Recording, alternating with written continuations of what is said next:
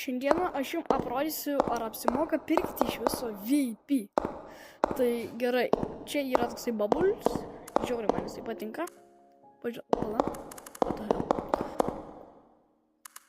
Ok, jisai jau atvo šaudo ir jisai kur tik atsitrenkia, ten dūšta. Va, galite vatvai pašaudyti, galite vatvai suduš, galite vatvai šitą jepikidą pašaudyti. Tada gold trail, jisai blemba. Va, matot, va, jisai va tokį paliek efektą. Čia tada plyta, bet iš karto plytos deimantos idėjas. Čia VIP badges, žiauriai cool atrodo. Na, čia mano kostiumas, aš esu the rich guy.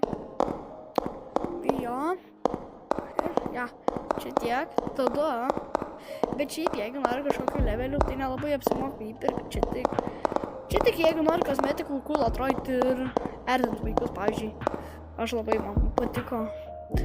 Ne tiek, kad erzint, bet flexint labiau. Vaikas ateina čia va ir tu va šaudai jį. Pavyzdžiui, čia vaikas ir va tai va jį stemini ir ekranas vis tiek va tai va ir jisai nesupranta iš kur. Tiesiog, jau tik, kad tuoj pasižiūrės, ja, čia tada vanduo.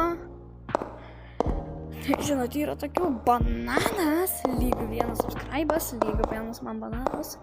Ir čia žiauriai geras veidrodis, pažiūrėkite. Man aučitas. Absolute cinema, tiesiog. Jo, žiauriai man patinka jisai. Jaudinantis turiu tik tais. Nukando Petras valgė. Pažiūrėkit šitą big headą.